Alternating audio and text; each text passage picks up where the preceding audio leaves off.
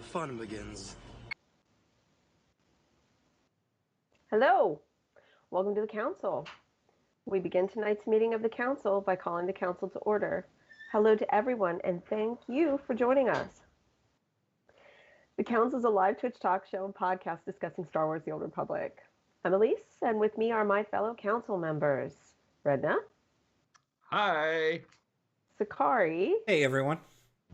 And I think Magic Ace will be with us, hopefully at some point, but she's not here right this minute. Yes, she's here in force spiritness. I guess that's in spirit. What do you call a force ghost? That's how she's here. A force ghost? There you go. She's here in force ghost. She's a force ghost. Okay, so today we're going to be talking about basically what we'd like to see in 2019. What are our hopes for Star Wars The Old Republic in 2019? That's right. And after the live broadcast, you can find our recorded episodes everywhere podcasts are found and on our YouTube channel. Check out our social media and don't forget to follow on Twitch. You can find our Facebook page at facebook.com/thecouncilswotor, our Twitter at thecouncilswotor, and our website at www.thecouncilswotor.com. You can also find our Patreon page at patreon.com/thecouncilswotor. Yes, indeed. Well, thank you, Redna, who picks the ball up and carries it when some of the rest of us don't foresee things and reassignments and such. I thank you so much for paying attention. This is great. You know how you get a show together and we're kind of rusty because we've taken so much time off, and I'm trying to make sure everything's done, but I'm feeling slightly nervous because you get rusty after a while, and then before you know it, you drop the ball, and then when one of your co-hosts picks it up and makes it beautiful.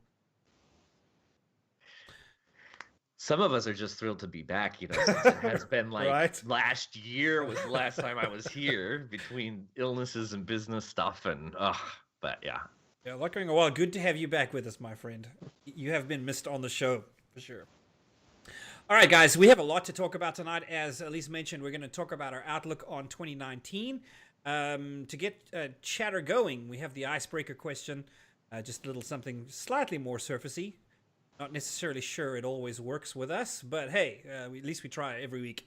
The question this time is, if you were to sum up your current attitude about SWTOR in 2019 in one word, what would that word be? And I haven't even thought about this question, so maybe it's good that I'm right at the end. Redna, do you have a clue what what word you'd use for your attitude about SWTOR? Attitude? Yeah, in 2019.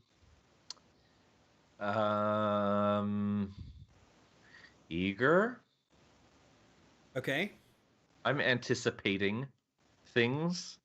We know at least one thing's happening, which we don't know how expansive that'll be, but yeah, I'm looking forward to 2019 in SWTOR. This is definitely what's the word? Colored by the fact that I finally have caught up on all the story. And actually quite enjoyed a lot of the recent story, all the flashpoints and then the new 5.1 stuff. So,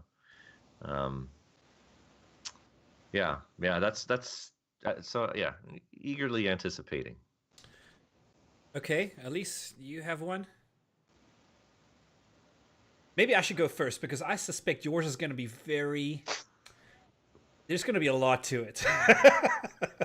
No, you said one word, so it'll be one word. It's going to be a long word. Go for it. Let's hear what your word is. That buys me more time to think of what mine should be. Bored. Bored.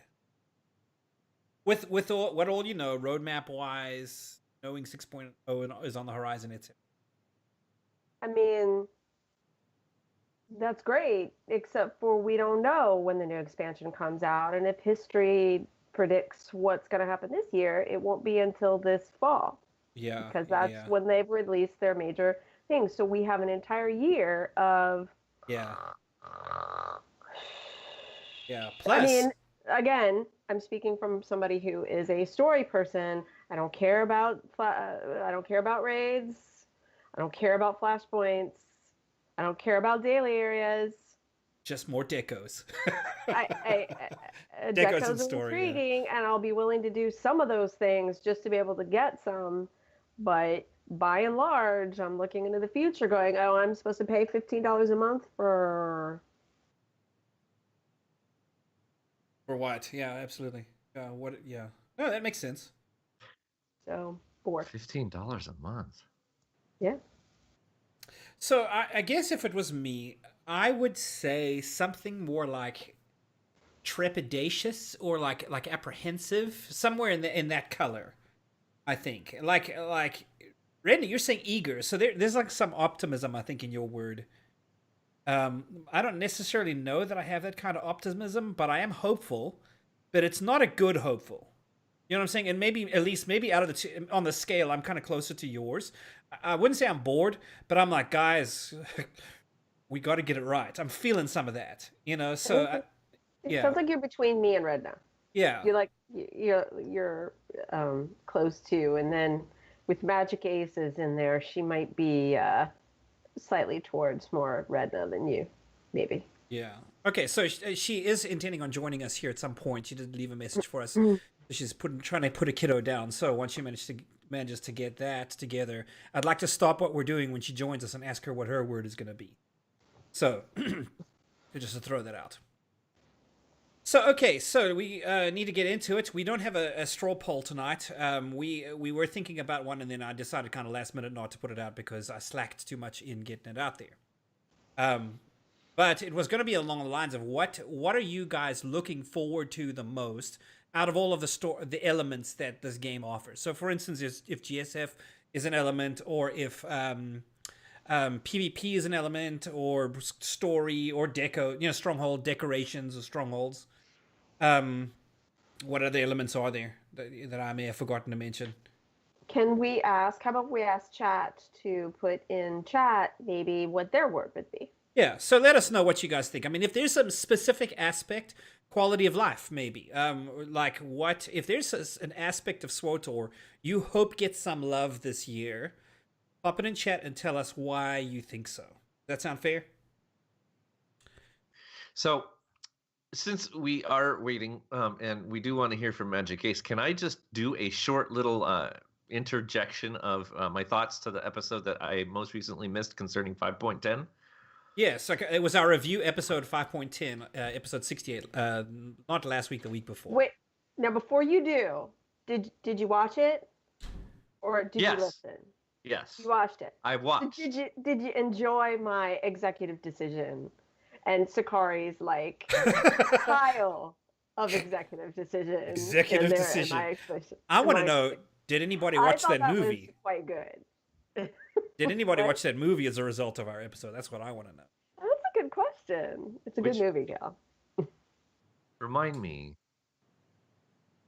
Executive decision. Kurt Russell, terrorists take over the airplane. That's right. That executive decision. Yes. Yes, I loved it. The executive decision is: do they shoot the plane down or not? Steven Seagal got top billing. $5 million, and then he gets off to the first. So now it came out the same time. There was another very similar movie, I think, with Harrison Ford, where he was the president, and those two you can kind of confuse because it was kind of the same. It's the president on an airplane, and something goes wrong. It gets hijacked or whatever, and I think you can kind of confuse those. I forget what the other movie is called. I think that was Executive Order, actually. Yeah, something like that. I liked Executive. It was a Tom Clancy movie. But yeah. All right, Magic Ace, are you with us? Can you hear us? All right, so we asked the icebreaker question, and the question was if you could sum up your attitude or how you feel about 2019 and SWTOR, like what word would you pick? Like, yes, I was listening on you guys. I just couldn't comment or say anything because my sleeping or almost sleeping toddler was staring at me like, I dare you to say a word, and I'm like, it's okay. That's great. So I did hear you. Yes. I typed cautious. My word is cautious. Okay. That's my one word for 2019 SWTOR. Reason being, I don't want to generally be a pessimist, but generally I'm a pessimist. I really, truly am. I did not like the Asa storyline, and most people were like, "Oh, it was really good," and they really disagree with me, which is perfectly fine. That's what makes this game so great, is that it appeals to a wider audience. Great. I was not in that audience. It did not appeal to me. I was very frustrated. As I've mentioned before, we just finally killed Revan just a couple expansions ago, and Malgus is back. Whee!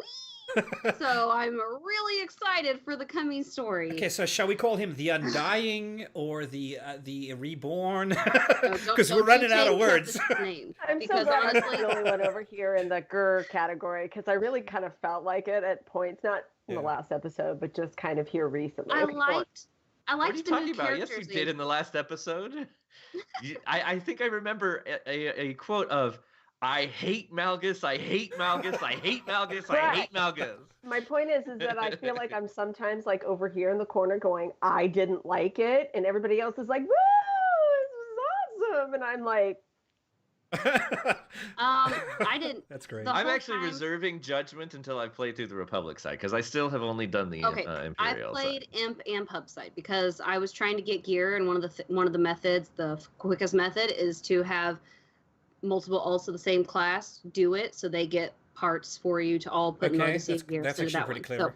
So my main character got all the left side pieces, and all the ults got the armors and stuff, and sent over in legacy gear. So that being said, I have a 258 Sork. Yay! Was it worth it? No. But anyways, so I did it. One of the ults that I used was a Sage, because you can also do it like if you have Imp and Pub characters of the same class or equal class, you can do the same thing. So long story short, I did do it on the Pub side. I used a Sage, my main Sage, and she went through and did it. And she's all light side, obsessed with Theron and goody two-shoes and whatnot.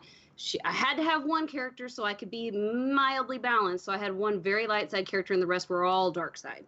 So my question, though, is because I know for the Empire, you totally supported the Empire. For the Pub character, did you still support the Republic for that storyline?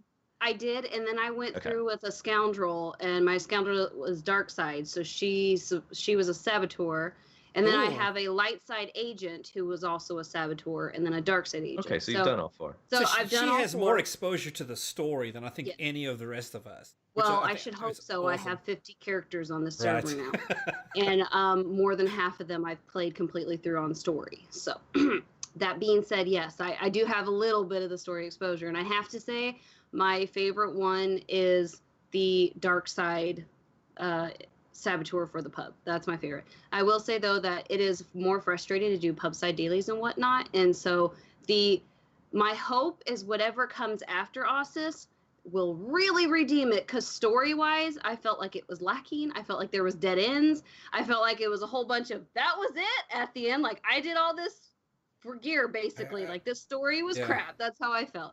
But again, I know a lot of people don't feel like that, and they really like it, so good for them. I'm cautious because I don't want to get excited and put hope into the new story if it's going to be like Ossus, but I'm also thinking, well, it could be like the prelude for Revan, Shadow of Revan. Like, it's just opening for the actual story. That's my hope. So I'm hoping this opening act they didn't put much effort into, because they're putting all the effort into the actual story. Sure. That's my hope. So cautious. But didn't you I really liked the prelude for Shadow of Revan. I didn't really like it. Forged Alliances. Forged Alliances? I actually liked it.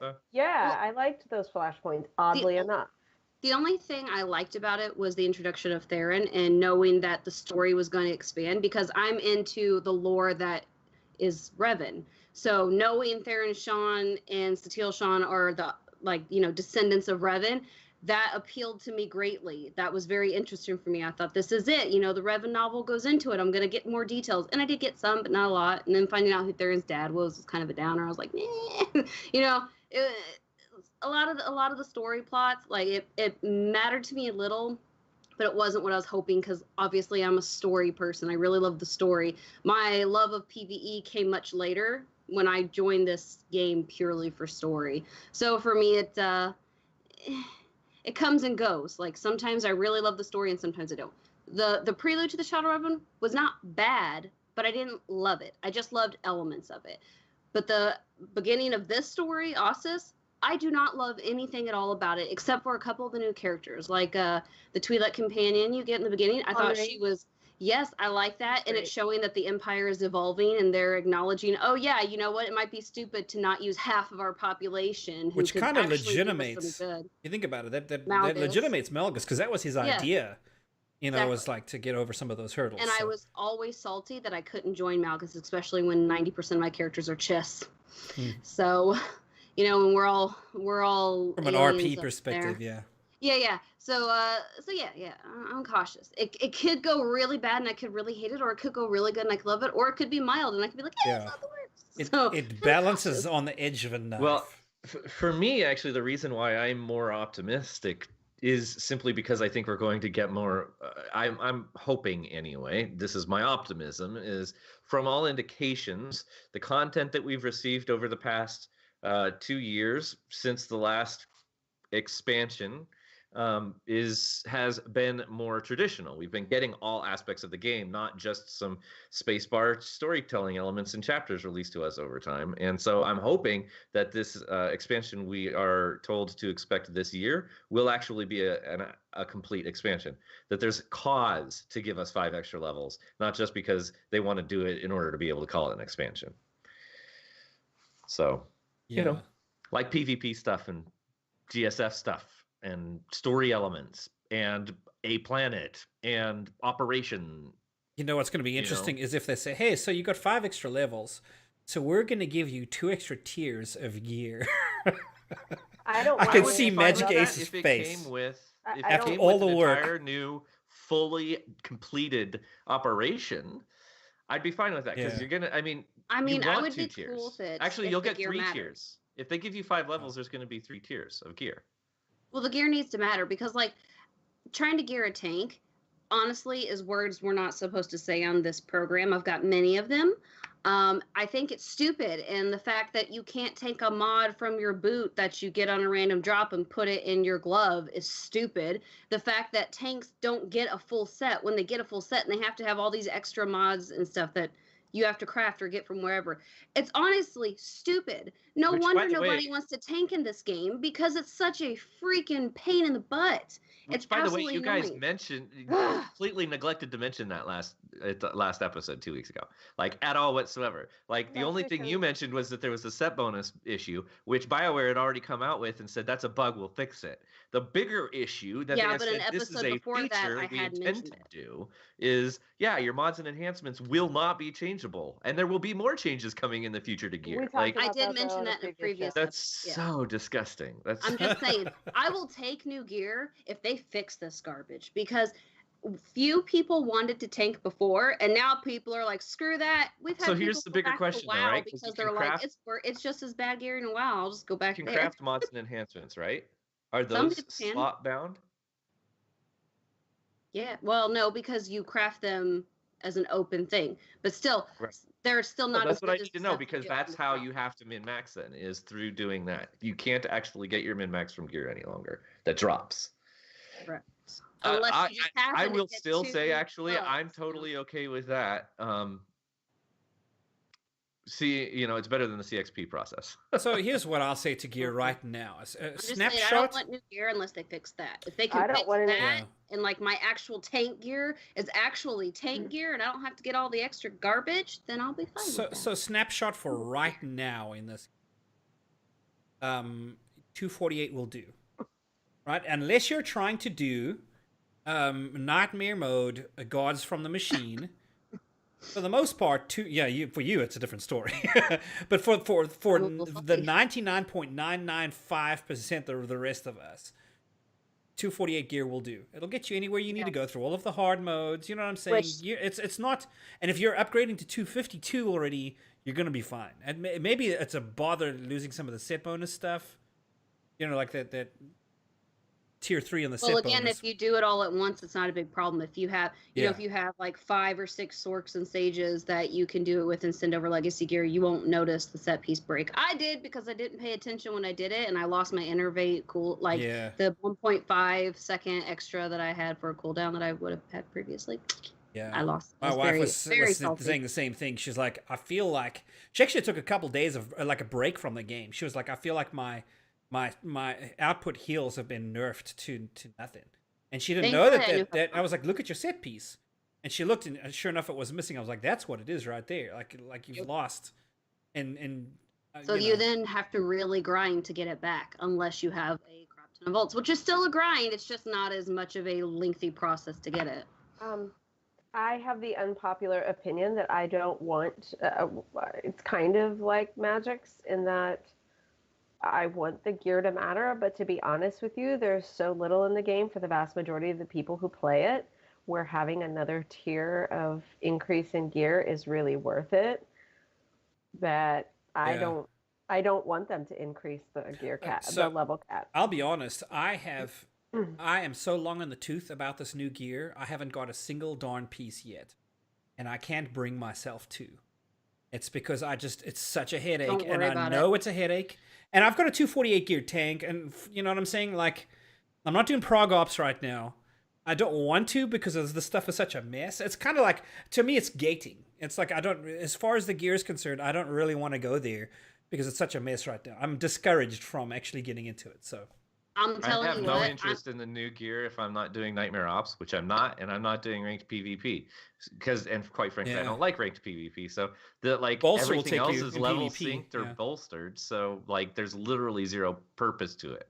Go buy your stuff for shells so that you can make yourself look pretty. Spacebar is the only reason for anything.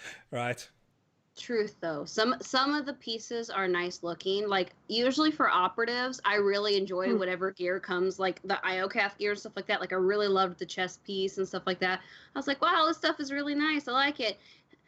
I actually hate the rest of it, but the chest piece is really nice. So I collect the little pieces and going through the Trader Amongst the Chest flashpoints. I collect the vanity pieces. I go through on the characters because some of it's bound on pickup, which is annoying, but I collect those pieces for Spacebar because I have many Space Barbies and they are pretty. Right. All right. So my one question, because we've almost covered everything from 5.10 that I was curious about, the splash screen. Is this the first time with a non-expansion that they changed the splash screen? I want to say they changed it as a teaser. Well, I was going to say, if it's the gate for the new content, they did change it because when they released Theron and Lana as the prelude stuff, they changed it then. So Forged Alliances, they had a splash screen before the Shadow of Revan? Yeah, anytime it's announcing new content, it is. It's not like when they did the new flashpoints and stuff, when KDY and stuff like that. When those type of things are released, they don't change it. But when it's actually story related, they change it. Okay.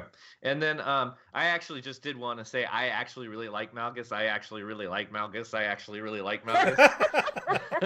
We are diverse here at the council. And quite frankly, it has nothing to do with the book, which I actually thought was pretty terrible.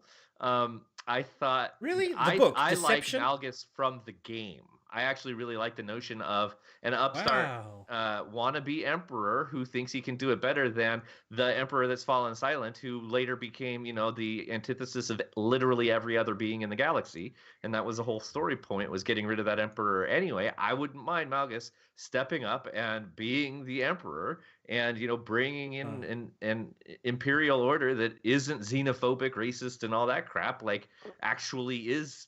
more about the power, right? I don't care what you look like or your genetics. It's just about how powerful you are. That's all I care about, So that's why I like Malgus. And then the final thing I had to say is that regarding choices, Elise went on a tear about the fact that she didn't feel like any of these choices really had any value or meaning, and that none of the options that were available to her were choices that she wanted to make. And that's exactly how I felt about Kotfi and Kotet. Did I say that? You said that, yes. And so I just wanted to say, it sounds like you, in this story elements, have finally experienced what I've been feeling since Kotfi and Kotet came out. Literally, I hate every choice because it's not how I would actually interact with the world in any way. None of the choices. Period. So, but that being said, I actually really did enjoy the Flashpoint story elements and everything. And maybe since I just played it to get into this and play through this, I kind of tie those Flashpoint stories as a part of this new relaunch, new direction. So that's, post Kotet would be the Flashpoints and then the Sodesan, which should lead us into the next expansion. I very much enjoyed it in the same order as Forged Alliances. for that reason. And for me, I finally had choices that I wanted to be making. So I really enjoyed it a lot. That's why I enjoy the fact that you can be a saboteur on both sides. Because one of my biggest frustrations was that whenever I did play a light side agent, because I have so many agents, Agent and Sorg are my favorite ones, or Inquisitor. But on one of my agents, two of my agents, yeah, I have two light side agents, I decided to stay Liggett, which is in the one where you're playing a triple agent, basically. Chapter 2, You start Imperial, and then they make you go undercover, and you go pub side, and you work for them. You work for the SIS. Well, on two of them, I decided that I was going to stay light side, but I made different choices. One was I stayed on the pub side, but was dark side, and one was I stayed on the pub side and I was light side.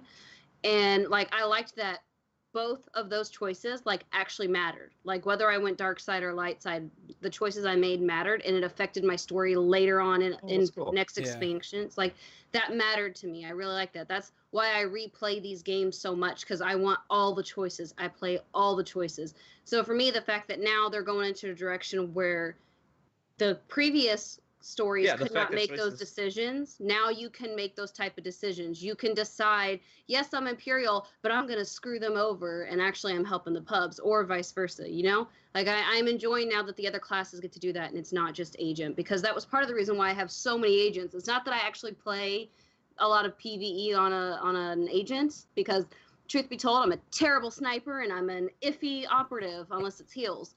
And even then, it's me, you know. Yeah, the DPS, yeah. So that being said, I have a crap ton of operatives, and it is purely because of story. I have played every possible angle of that story. Let me ask you a question. Later on in the notes, I want us to visit like just with regard to PvP, with regard to these different aspects. For instance, what's your outlook? You know, what do you expect in 2019? I'm going to slot one of those things in here. And that is with regard to the story, because because it's kind of hinges on what you were just saying. You love the operative story and every nuance and every way that you can play it. Do you feel that, and I do, so I'm wanting to compare notes here. Do you feel that Kotfi and Kotet destroyed the operative character as much as I did? Let me explain that real quick. When you start as an operative, you're like down there in the weeds, right? Like on Hada, nobody knows who you are. Yeah, you're this complete covert operative. You're trying to influence events without anybody knowing about it.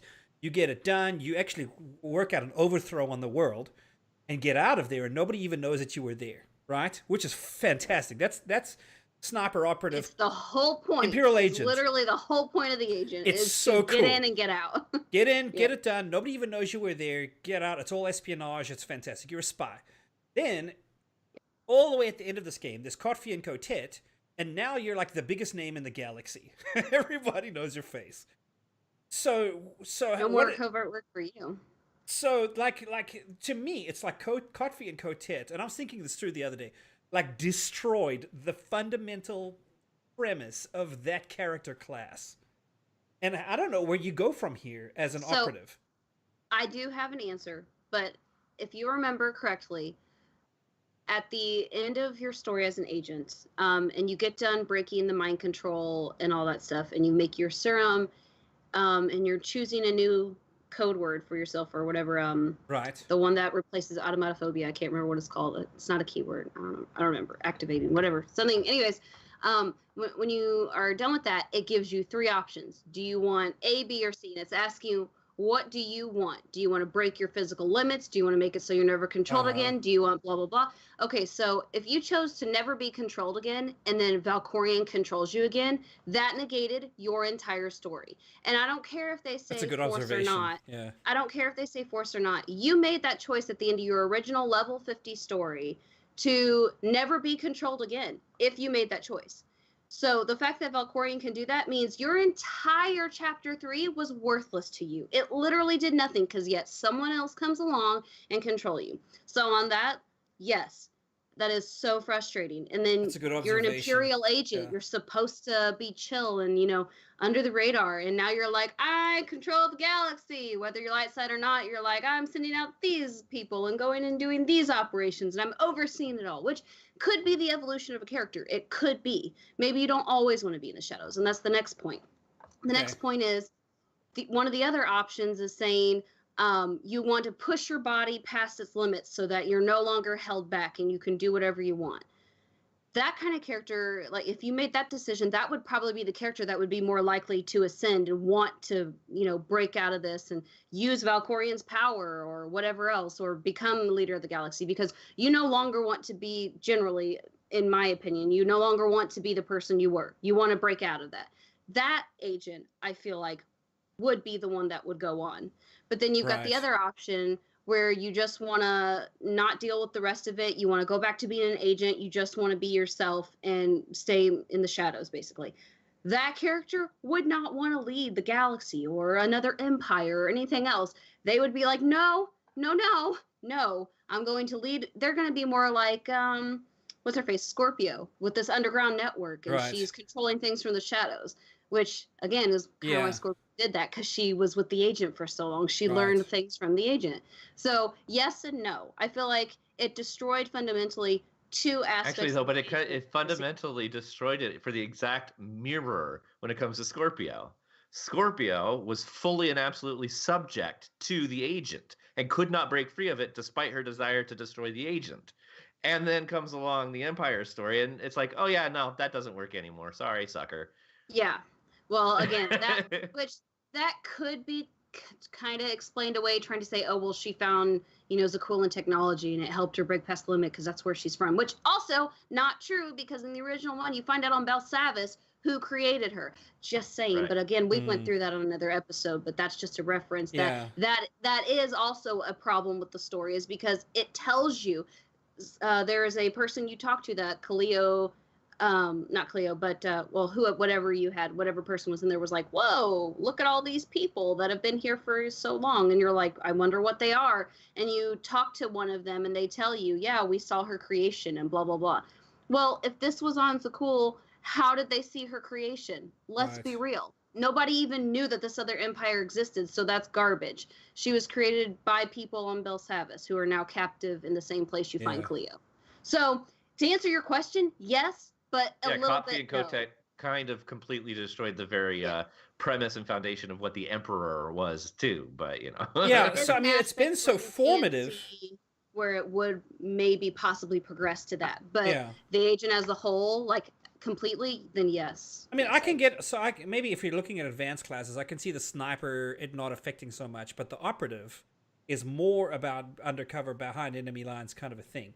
It just, to me, like, like the bounty hunter, you're not interested in all of the politics. You just want to, go win the great hunt. You're more of a sportsman than a... Actually, and as a smuggler, you're actually actively trying to avoid any kind of authority, because your entire goal is to be able to run behind anybody's political lines in order to make your money and make as much money as possible. And you'll take political, interaction in order to be able to capitalize off of it, but it is under no circumstances do you want to be noticed by everybody. Like you're similarly trying to avoid the public spectacle, Yeah, so that's a really good point. So I mean, like, there are, and I think that's going to be the non-force classes that are going to experience this kind of a shakeup. I don't mind the notion of a power-hungry, tyrannical military person, personality, like a trooper. I could get, especially these people that are breaking all kinds of military policy and their whole Havoc Squad behavior. If you're a dark side, like, man, you are outside the lines of the military personnel in so many different ways. Not to mention romancing your coworker and all this crap too. It's like, I could get the fraternization of the. Yeah, no kidding. Aside from the fact that the entire premise is, for the Republic, and so I'm going to go serve the Emperor. Or wait, no, that doesn't work. It's just, to me, it's just like, I think Kotfi and Kotet are so fundamentally formative as a class story, and I know that I'm not the only person asking, where do you go from here with some of these storylines? Like, how do you redeem a bounty hunter being a bounty hunter? How do you redeem a smuggler being a smuggler. What that boils down to is what we want is our choices to matter, which this whole thing was pitched on, right? Your choices matter, except for, your choice of character, which doesn't matter at all anymore. Well, and that's the biggest problem. I want my character to But matter. it also matters how you play it, because even people that say they don't RP, usually when they make choices, they still have an attitude in mind. And if that is considered RP, fine, whatever. But you still have an idea of a character usually when you make choices like, well, I wanted to go light side with this character. Even if you don't have an idea of like what the character is outside of you, you're just making choices that you would make.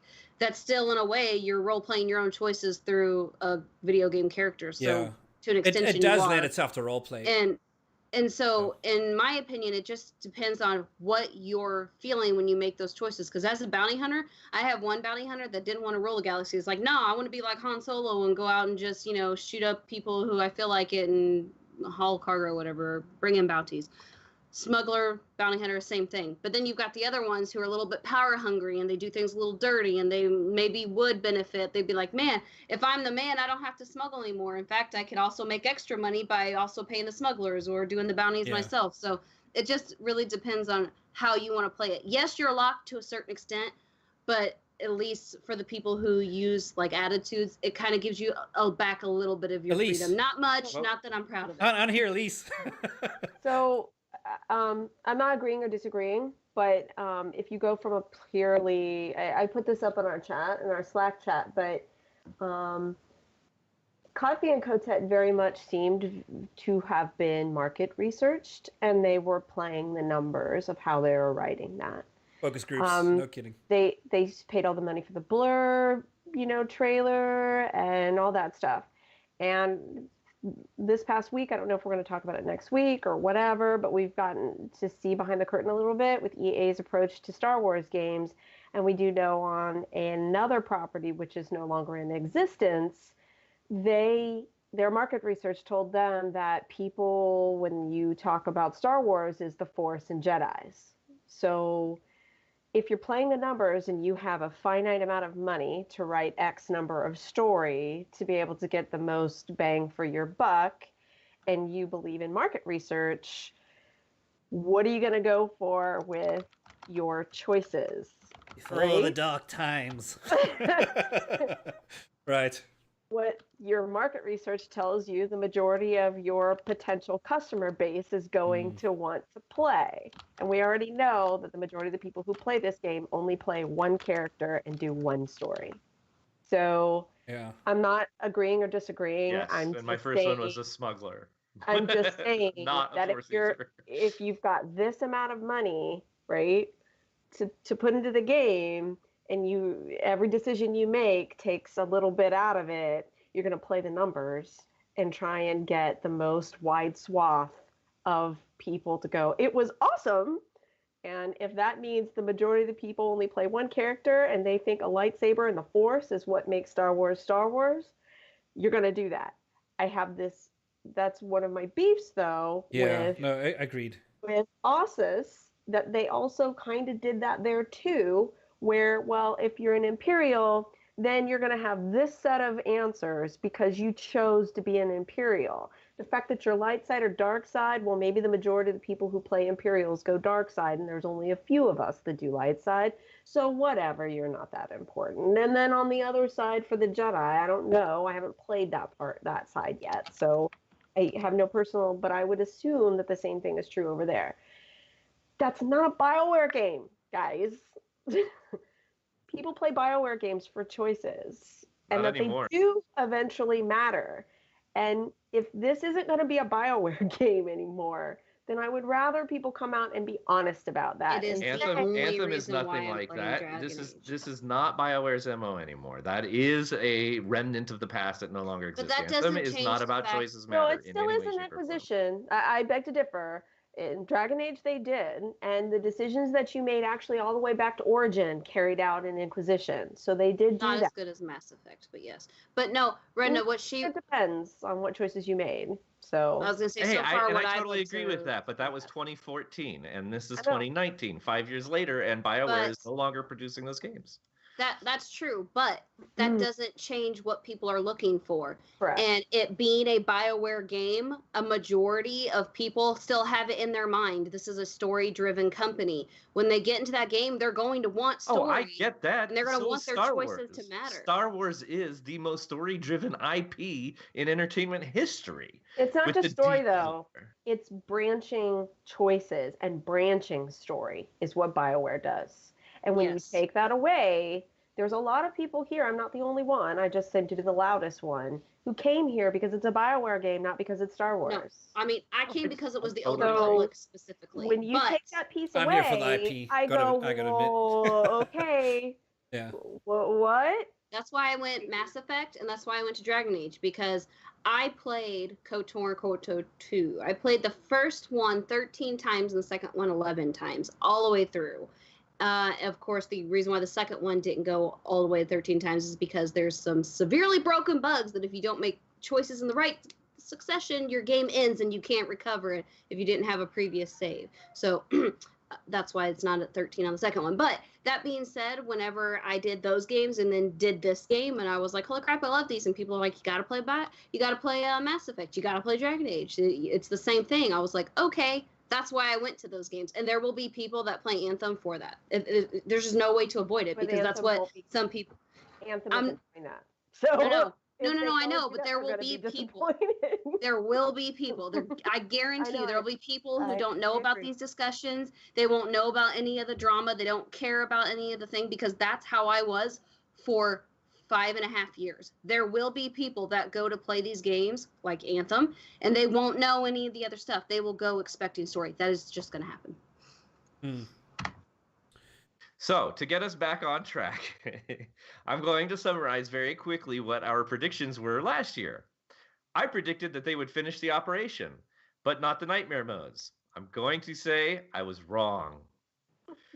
Elise predicted that we will have to choose between more content or nightmare mode. She thinks she was right. I think she was wrong. We did. She also predicted that they did. will not have any more story outside of flashpoints. I say 5.10 directly conflicts that. Nope. Oh, I only just. Our They content slipped is it not in. content. So I'm sorry. It but is still content outside of flashpoints. Story outside of They flashpoints. saved that one in the 11th hour, Pointed though. Like, Yeah. I mean, no, had they not done that's- 5.10, she would have been totally right. It is Sakari content, said, but it's crappy content. Sakari said that March or April we would be seeing 6.0 after the Mr. T story is resolved, specifically involving the Chiss stuff, because he was thinking that they were going to expand on the Chiss stuff. I think he was wrong too. I was very wrong. I was the wrongest one of all of us. And Magic Ace said that people will be crying and talking about the game being dead in Reddit. There will be more content. There will be more whining and maybe more bans. There will be more exploits and more crying about it.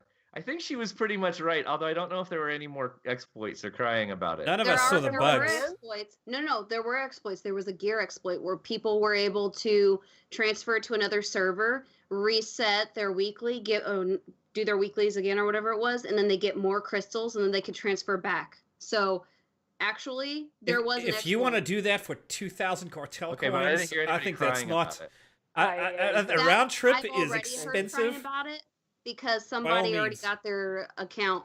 The email said that their account was banned and all the accounts on that IP address. So apparently they also did it on another account Nice. too. So there has been bans this past year, but it's not widely known. And I only know it because of a couple of people, and one of them was the person who Bioware. got banned. So wait a like, second. you You're saying spent that this 2,000 happened cartel before coins, the New Year and while they- the entire Bioware staff was on vacation?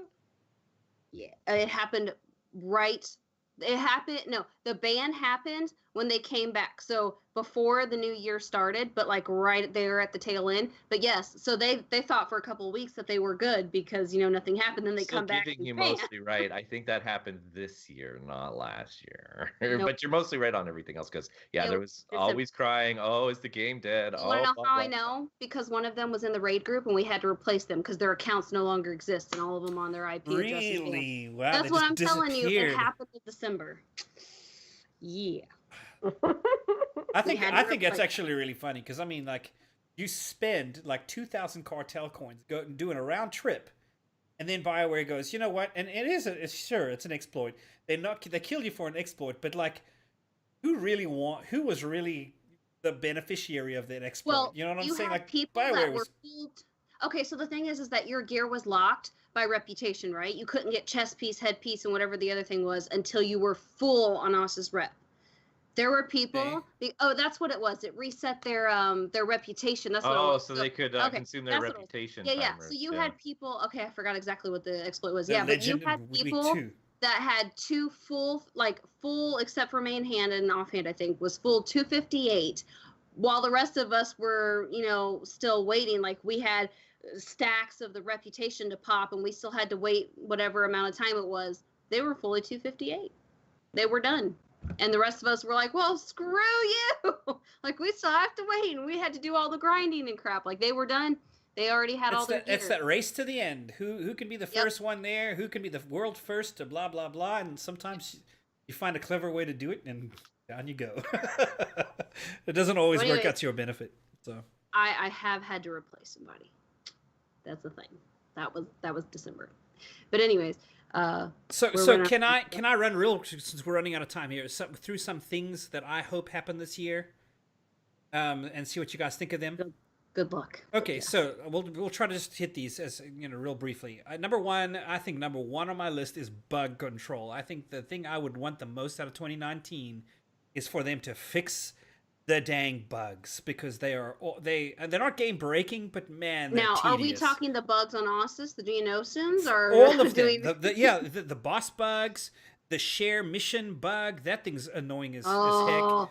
That's one of the most annoying bugs ever. You get to the end of the operation and someone trolls you by sharing the weekly that you can't accept. Ugh, right. That is super annoying. I mean, I've stopped it before. I saw you on Twitter crying about that. I was so frustrated. Because you thought that you'd gotten the mission or something, so you went and did the operation, and then you didn't get the credit? Yeah. We were going for a Dreadmaster run, and when we were on the last boss that you're like trying to kill down, there's all 4 of them, whatever. We're burning them down, and someone shared it, and I went to accept. I'm like, you're such a troll. During the boss fight. Yes, during the boss fight. We're like, we hate you so much. So you couldn't even go back and get it because the pull had already happened. In the boss fight. It's too late. It's almost over. We're like, wow, okay. Like the fight is literally at the very last 12 seconds, and they share it and troll you. Hey guys, check this mission you forgot. Check it out. Yeah. Hey, get that off your screen. I'll share it one more time. Okay. 3 or 4 people all at the same time were like, F you! Like they're all ticked off about it. Okay, so number 2. And this is actually something that I have, Elise has persuaded me in this. I'm going to throw this one out there. I believe that if they're going to do operations, they need to be pug friendly, at least in story mode. Pug friendly, and you need to be able to knock it out in 2 hours. Yeah. Does that sound fair, Elise? Less. I'll take less then. The puzzle getting to Isaac no puzzles. in a group finder is garbage, because Yes. you spend 25 minutes trying to explain to people because they don't know, and if you try to do it all yourself, they still move things and mess it up. And oh my gosh, Yes. this group finder, it should be simple. Let's go, move it. Okay, I agree. Yeah. So I mean, I got that one from Elise, and I think that's probably one of the best suggestions we've had all year as to how this game can improve. Is just I don't care what you do. If you want to do it differently in veteran mode, nightmare mode, by all means, knock yourself out. But story mode, puggable, don't be a pug breaker, and it's got to be knocked out in less than 2 hours. Fair enough. I think we're all on the same page on that. One thing I would say is a meaningful story, and I think this has been brought up as well. Elise, you brought this point up earlier, and it made me think since. What the heck was the Emperor doing on Ossus? Nobody knows. It's not like on McKib. Hey, they find Isotope 5. The Empire's there. They want to exploit the situation. They want to get it before everyone else does. You mean Malgus? What's Malgus doing over there? No. What's the Empire doing? Yeah. Because someone says, I'm sorry. I'll tell you exactly. Hey, there's Jedi there. So the Empire shows up in force. We've got this whole operation going on to kill the Jedi. We don't care. I will say one thing. No. As an Imperial, it's to kill the farmers. Yes, to steal their farm Jedi, secrets. but it's because they're farming. I will just say this, as Yeah. an Imperial person who Dude, it's actually that wants the California Empire pot. to Everybody succeed. needs to kill those people. Ooh. I will No, say they as need an to be Imperial smoking person, it if you're gonna go there. Like Malgus well, needs. there are That's why some they burn body the smoking. crops so they Yeah. can get their local high. Exactly, there are some body smoking. You can take care of that. No, but I will say, as an Imperial who wants the Empire to succeed, I would definitely want those secrets. But that's where you send in an Imperial agent. Yeah, exactly. Yeah. Like you actually have people covertly go in. I guess I kill just the crappy The deeds and Empire knows best, and a scientist is better than an agent. Okay. yeah. Well, I guess kind of zooming out from that, I think what my point on all of it is I just want the story to be meaningful, and I know we've touched on this a bunch of times throughout this discussion. Even is like there's got to be an underpinning. For instance, there's a reason that everybody's there. There's a reason that they're doing what they're doing. We know that Kira Carson and Scourge are going to be coming back at some point, i.e. 6.0 probably. They better be meaningful returns. There's got to be some meaningful return on that. Okay, I'm just gonna say this flat out, but Lord Scourge, that boat has been missed. I think they can.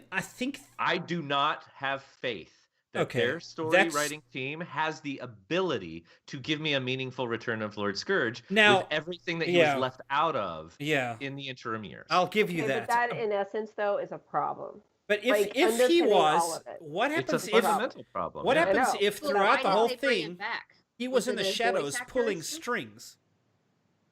I mean, like I mean, that kind of is his The style. only way that works is if I can actually go back through the previous story, and it would incentivize me to do so, to actually see the evidence of that after the fact. But if they have not laid that groundwork, agreed. or found some way to And you know draw they from that, haven't. and I know they Yeah, haven't. So I know do I'm being not wishful. have any faith in their story team in being able to present us with a legitimate Lord Scourge return. Yeah.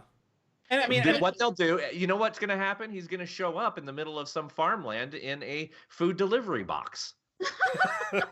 oh hey, I've Look been at been what they killing did farmers to this whole time. Risha. Look at what they did to Risha. She just was like, oh, by the way, it didn't work out, and I decided to leave, and here I am again.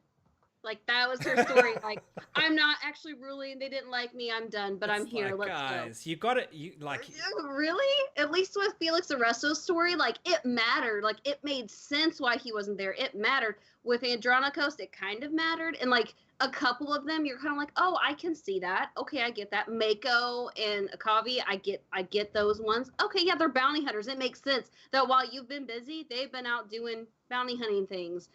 But, like, Scourge, yeah, they missed it hard. Where are you going to fit that back in where it's going to matter? It's not going to matter. Whatever you say at this point, what? He got lost? He got trapped on a... Oh, that's something they could do that would matter and make sense. If he, like, crash landed on a planet that he could live off of, because there's, like, edible food and things, you know, things that he could actually eat.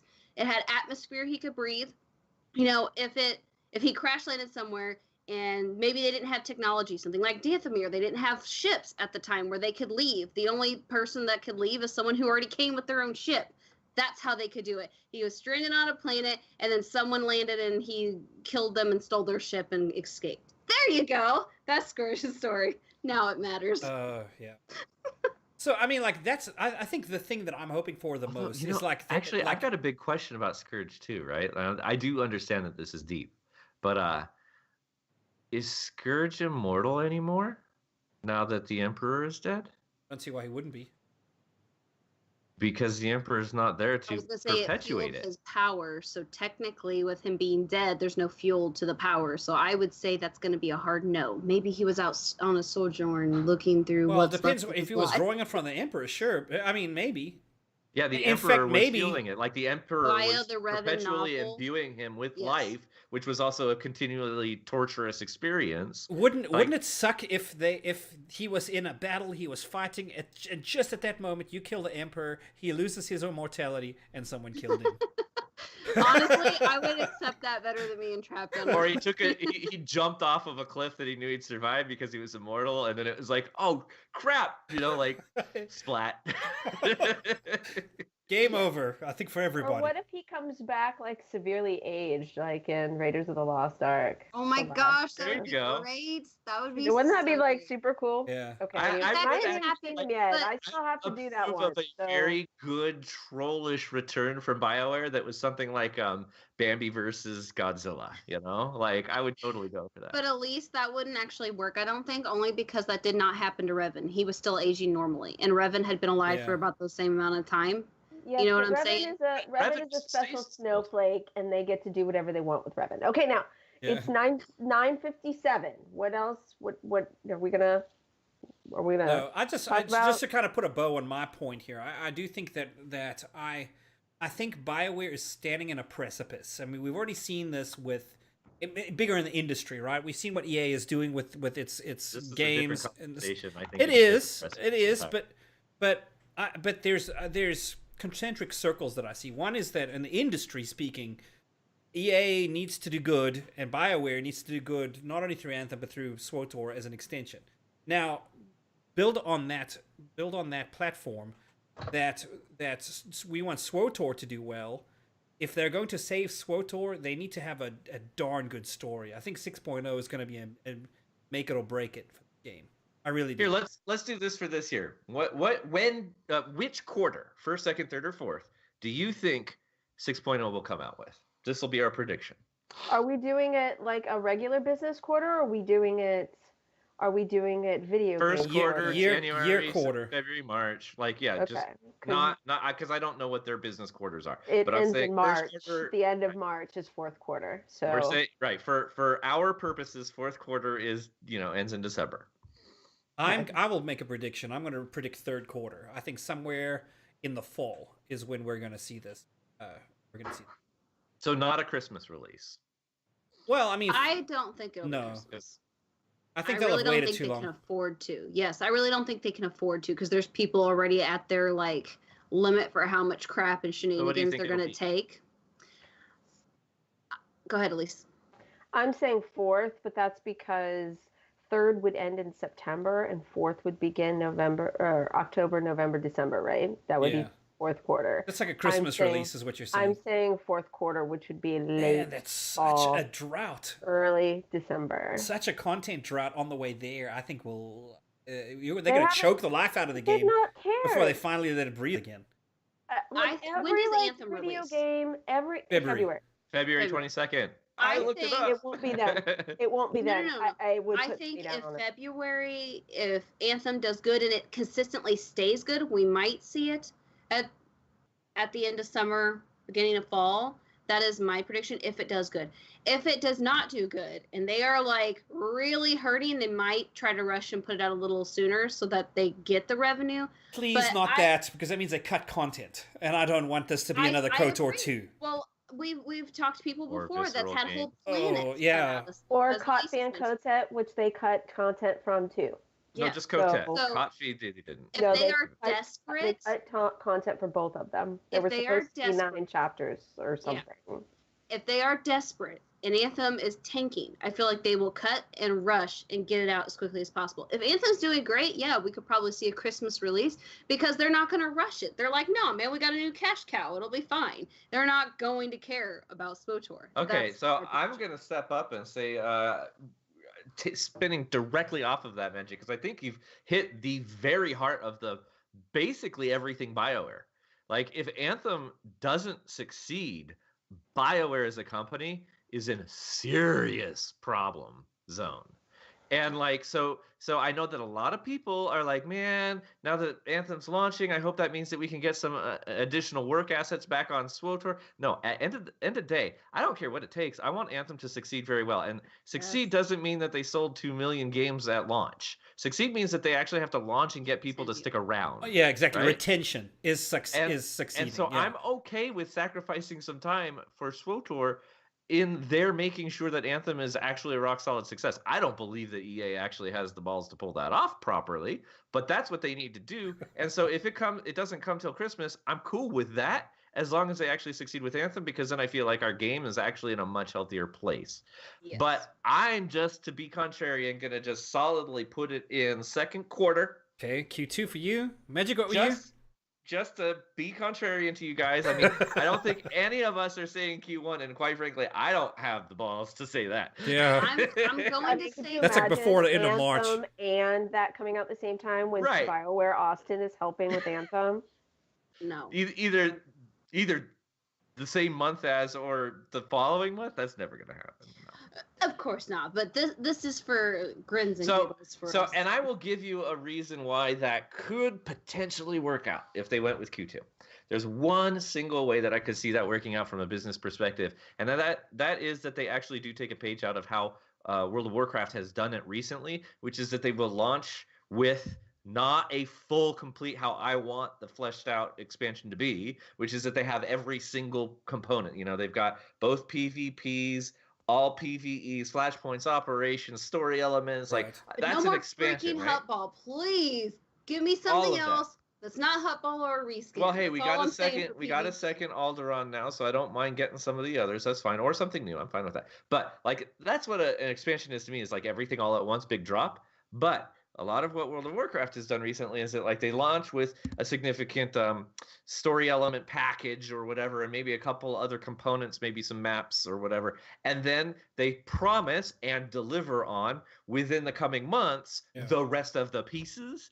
That's how a Q2 release could work, as long as they deliver on the rest throughout the rest of the year. Red Note. So behind the scenes in development culture, there's different paradigms of how we do development that I think is actually factoring in on how they do this kind of thing. There's what they call waterfall, which is what you're talking about, where they do it all. There's a big project management thing, la la la la la, boom, there's the release. All of it's all together. It's like a waterfall. And then there is what they call, there's more newer things lately where they're talking about like Kanban and Scrum, and there's some words for it in software development. But the idea is like, hey, how can we collaborate to make a little releasable piece of content and then release that? And then we're working over here. So you're growing stuff like a garden all the time, and you're just releasing it as stuff is ready to go. And I think that's what's actually happening behind the scenes as well, from a software development perspective. But I know that's a whole separate discussion. But I mean, I think that is pertinent. They could also go down the Elder Scrolls Online method, which is that they release every 3 months something that satisfies a minority population in the game. Yeah. So they release a If they were able raid to to stick 3 to that months, for and then more they than do 1 year. PvP, and then they do small group content, and then they do story. On a rotation.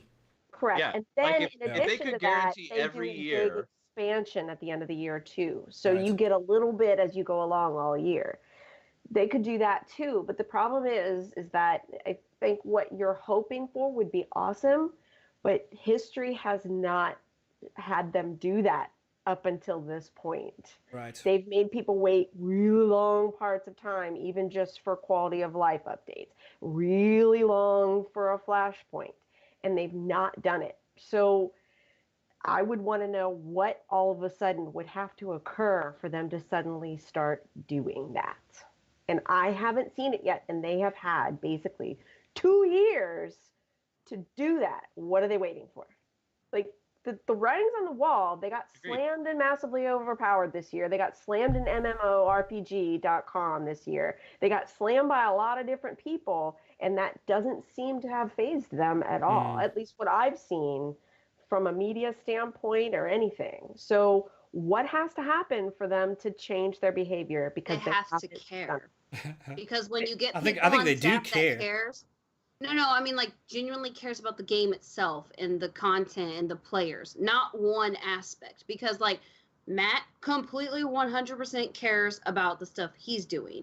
And then what was the guy Keith? Like he 100% cares. You can tell when they care because things change.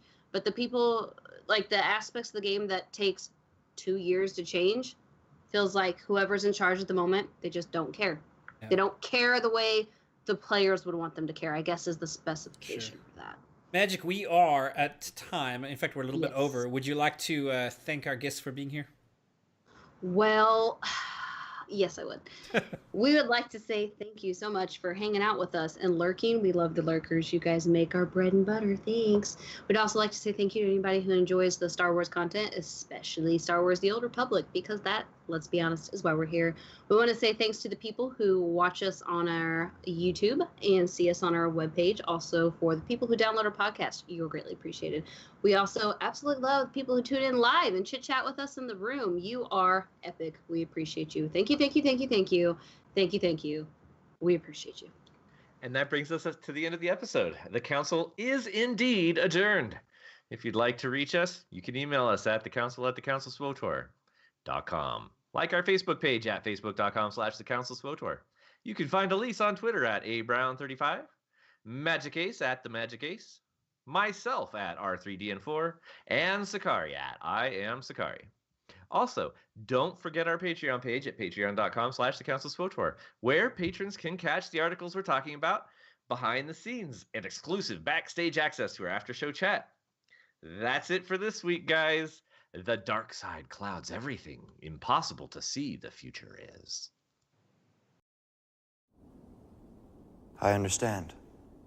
You are on this council, but we do not grant you the rank of master. What?